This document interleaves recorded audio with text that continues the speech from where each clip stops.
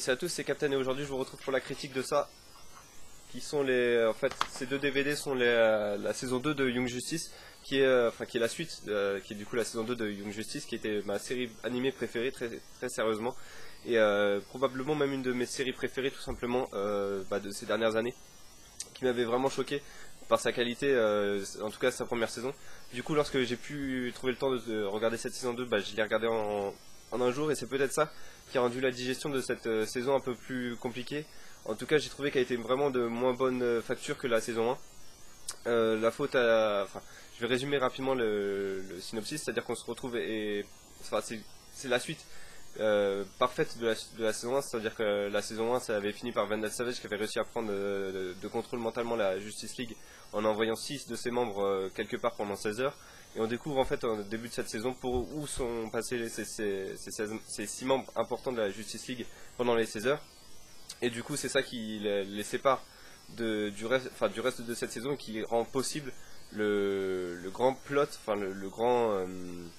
comment dire, le grand morceau de cette saison, c'est-à-dire que cette saison se centre sur l'invasion de la Terre par par deux races aliens. Le vrai problème en fait de cette saison, c'est que les deux races, il y en a une, c'est les Krollotéens, qui sont des petites créatures comme ça, vraiment assez ridicules, mais qui sont présentes sur Terre en ayant usurpé l'identité de grands politiciens. Donc ça, ils sont virés assez rapidement. Et ensuite, on a l'invasion de Reach grâce à l'aide de certaines personnes travaillant avec Light. Light qui était l'ennemi de la saison 1, qui travaillait dans l'ombre, ce qui est ironique pour un groupe qui s'appelle la Lumière. Mais donc on a Lex Luthor, on a Ra's al Ghul, on a Vandal Savage qui aide donc Reach à s'installer sur Terre. Reach, du coup, on découvre un peu leur identité, c'est-à-dire que c'est une race d'extraterrestres qui a créé les Beetles, donc Blue Beetle, que vous devez connaître, qui est un héros qui fait partie du coup des nouveaux arrivants de ces Young Justice. En fait, ce sont des scarabées qui s'implantent dans le corps de leur hôte en s'implantant dans leur colonne vertébrale, et qui du coup prennent possession de leur corps et en font des super guerriers, mais qui ne sont là que pour aider l'invasion en fait de leur planète par Reach. Le vrai problème de cette saison, c'est que elle est trop longue en fait. C'est-à-dire que j'ai vraiment eu l'impression cette saison fait apparemment 20 épisodes, et j'ai vraiment l'impression que c'était une saison à 23-25 épisodes. C'est-à-dire qu'il y a certains épisodes qui sont vraiment très durs à s'enthousiasmer, parce que tout simplement ils ne sont pas comment dire, ils concernent des personnages dont on a absolument rien à foutre. C'est-à-dire qu'on a on passe je crois 2 épisodes sur les 20 avec une équipe de jeunes adolescents, donc on reconnaît qu'il y a Static Shock, mais le reste c'est 3 autres inconnus qui ont des pouvoirs quelconques. Il y en a un qui a le pouvoir astral, de faire des projections astrales, l'autre qui peut se téléporter, il y en a une qui également fait des ondes de choc, qui utilise ça comme une sorte de lapin. Oui, c'est vraiment ses pouvoirs. Et du coup voilà, on passe pas mal d'épisodes sur ces personnages-là, donc sur cette bande d'adolescents dont on a absolument rien à foutre. On passe beaucoup de temps également sur Blue Beetle, alors que c'est pas un personnage très intéressant, surtout la menace des scarabées, rien que le nom, c'est pas une menace en elle-même. J'aurais préféré qu'on passe beaucoup plus de temps sur le Light, sur des affrontements avec Lex Luthor, avec Ra's al Ghul, avec Vandal Savage, alors que du coup, toute la saison en fait est centrée sur l'invasion de Reach, et on passe très peu de temps sur Light. À côté de ça, on a 2 membres de l'équipe importants de la saison 1, donc Aqualad et Artemis, qui passent en double agent chez l'ennemi pour infiltrer, mais au final on ne sait pas trop pourquoi ils infiltrent, parce que leur rôle au final est très minime, ce qui est vraiment dommage, parce que c'est des persos très importants et surtout très intéressants de la saison 1, et leur rôle est vraiment réduit à vous êtes juste des double agents et on va quasiment pas vous voir.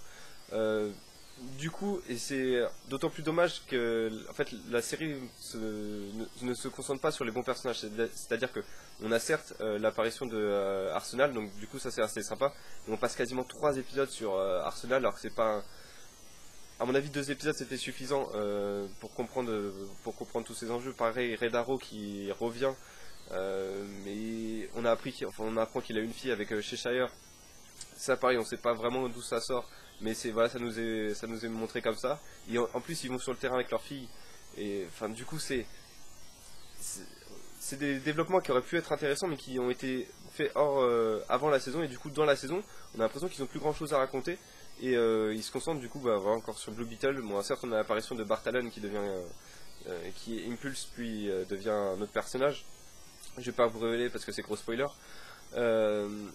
Mais en dehors de Bart Allen et de Arsenal, on a la naissance de quelques héros dont franchement j'en ai rien à foutre, et surtout les nouveaux arrivés dans la Young Justice, alors que l'épisode 1 avait réussi à bien les mettre en avant, parce qu'on voit une mission, on voit des batarangs, etc. On pense que c'est exactement les mêmes membres que la saison 1 qui reviennent, donc Robin et tout, alors qu'en fait c'est pas, c'est Robin certes, mais c'est pas Dick Grayson, mais c'est bien Tim Drake qui a la baguette.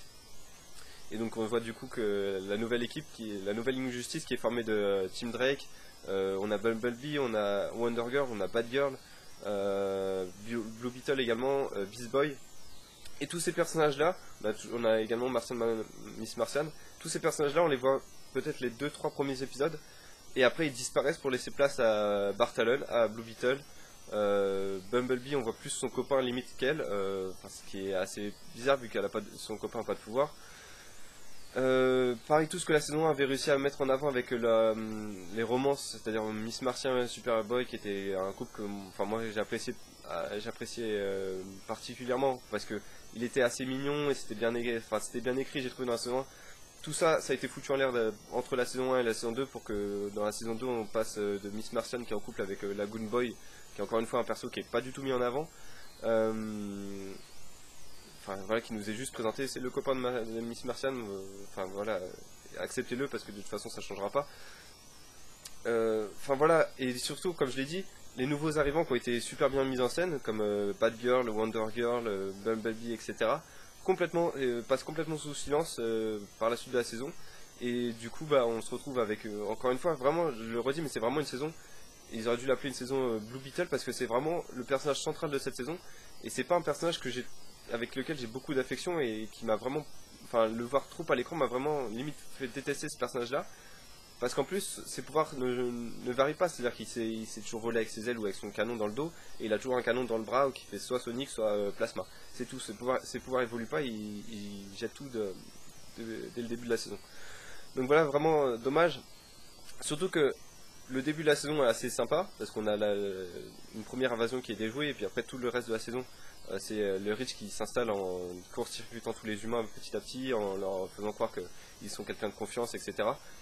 Et au final, du coup, le début de la saison est vraiment très bien, la fin de la saison est très bien parce qu'encore une fois, on découvre que la Young Justice est pas si bête que ça. Ils ont un plan très très bien prévu, notamment grâce à Nightwing qui est très sympa en mastermind, en chef d'équipe.